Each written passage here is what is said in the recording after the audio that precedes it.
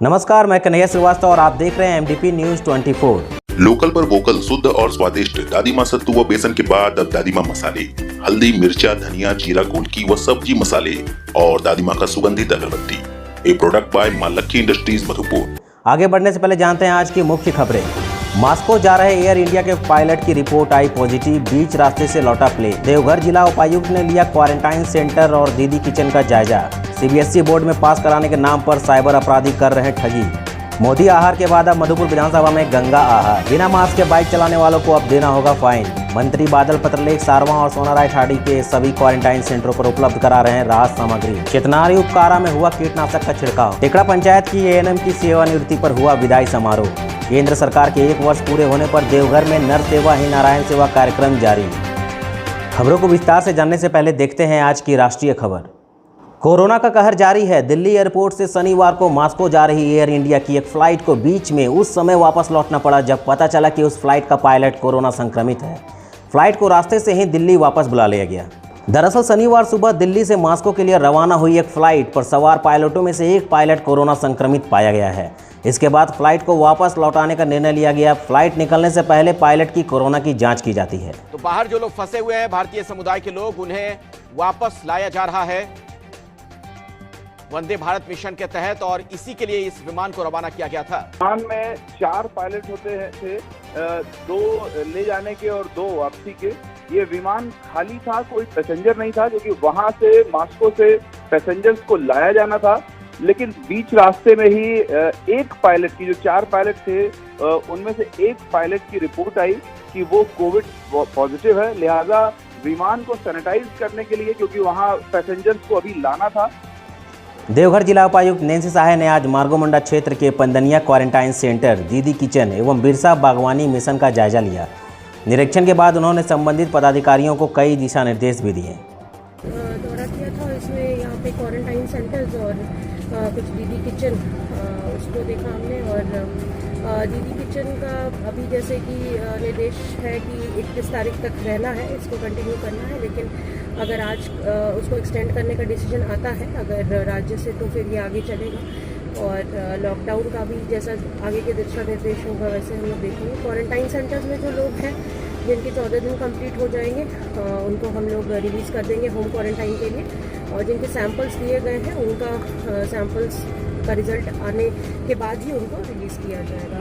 तो यही सभी चीज़ों में हम लोग इसका मॉनिटरिंग कर रहे हैं। क्वारंटाइन सेंटर्स को लेकर कुछ शिकायतें आती हैं सुविधा वगैरह को, तो वो सभी को अधिकारियों को निर्देश दिया है कि उसमें सब लोग इसकी अच्छी मॉनिटरिंग करें और सुनिश्चित करें कि सबको सही से खाना वगैरह। अब तक तो साइबर अपराधी लोगों के खाते से पैसे ही उड़ाते थे, लेकिन अब CBSE बोर्ड के परीक्षार्थियों को भी पास कराने के नाम पर पैसे उड़ाने वाला गिरोह सक्रिय हो चुका है।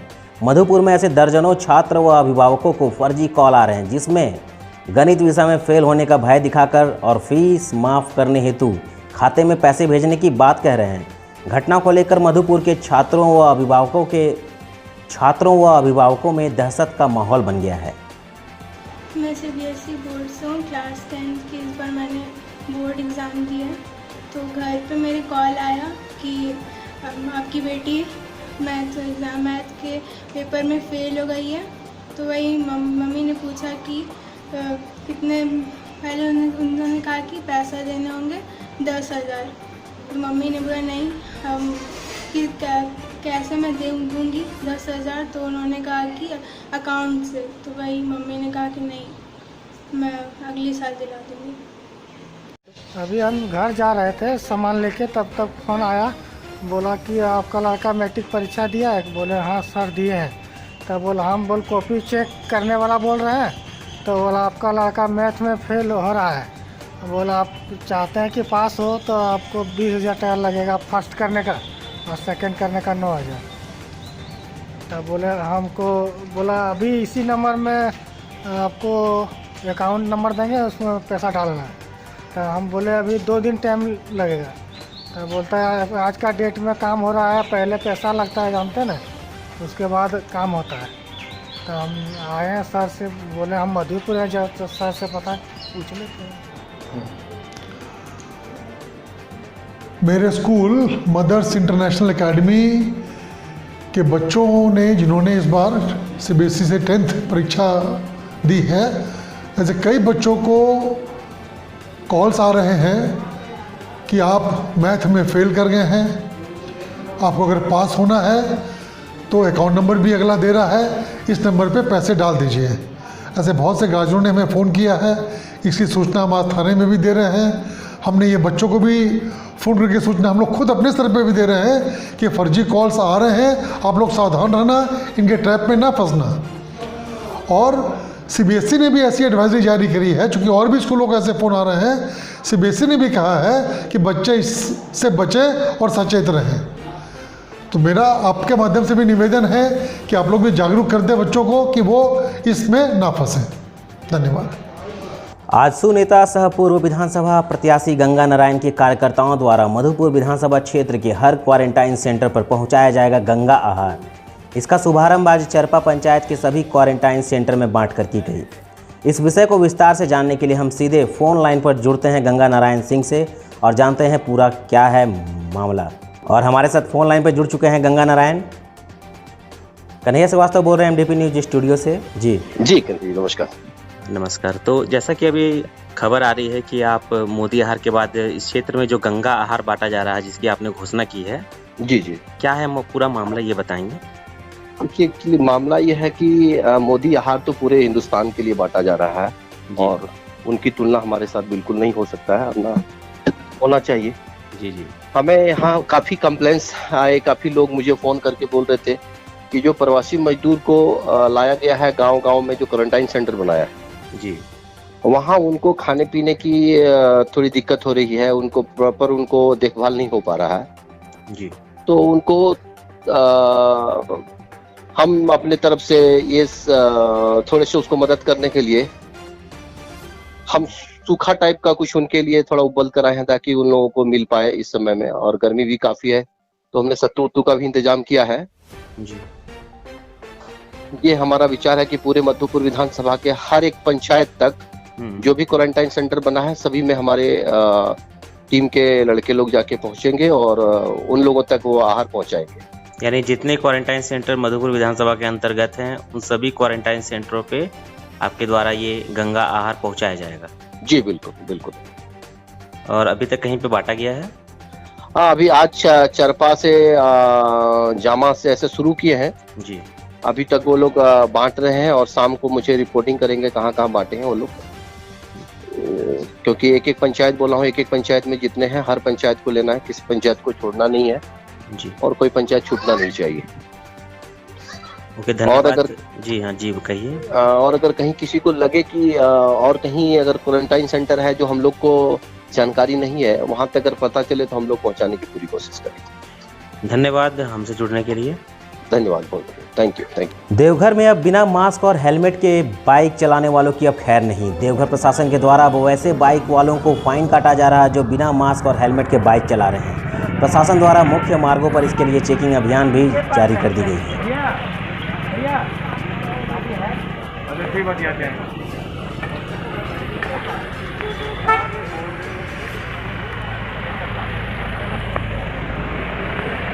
कोविड-19 की वजह से दूसरे राज्यों में फंसे मजदूरों का झारखंड सरकार का प्रयास से घर लाया जा रहा है। वहीं महामारी से बचने के लिए जिला प्रशासन द्वारा लाए जा रहे प्रवासी मजदूरों को क्वारंटाइन भी कराया जा रहा है। ऐसे में क्वारंटाइन में रह रहे दोनों प्रखंडों के करीब 1000 प्रवासी मजदूरों को नाश्ता के लिए सारवा तथा सोनाराय ठाड़ी प्रखंड के सभी क्वारंटाइन सेंटरों पर स्थानीय विधायक सह मंत्री बादल पत्रलेख के द्वारा सूखा नाश्ता तथा साबुन पहुँचाया जा रहा है। और अब वक्त हो चला है एक ब्रेक का, मिलते हैं एक छोटे से ब्रेक के बाद। MDP न्यूज पेश करता है लॉकडाउन के नन्हे कलाकार। अगर आपके बच्चे में भी है कोई छुपी प्रतिभा तो हमें साझा करें, हम आपकी प्रतिभा को निखारेंगे।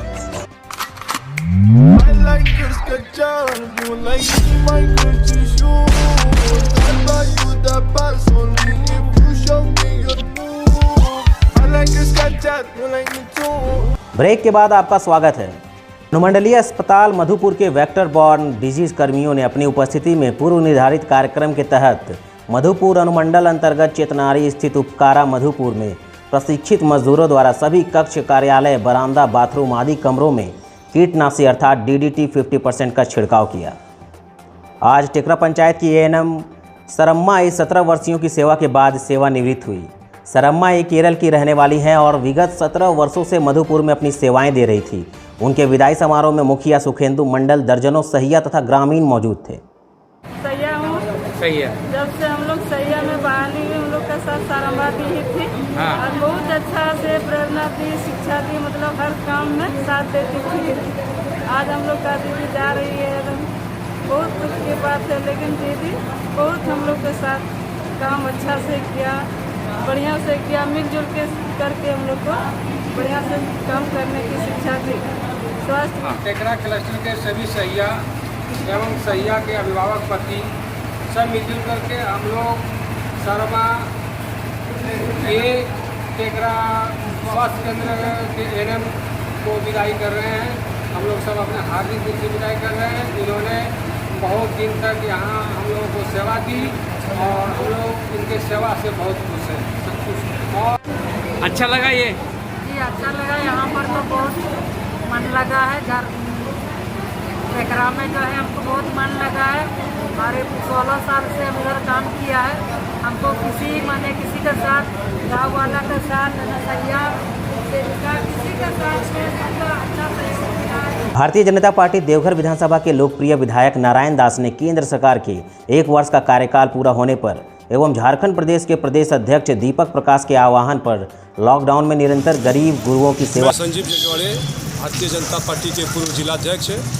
आज केंद्र सरकार माननीय नरेंद्र मोदी जी की सरकार के 1 वर्ष पूरा होने के उपलक्ष्य में देवघर के लोकप्रिय विधायक माननीय नारायण दास जी के सौजन्य से पूरे विधानसभा में जब से लॉकडाउन शुरू हुआ है मोदी आहार का वितरण किया जा रहा है। प्रत्येक दिन कर रहे हैं।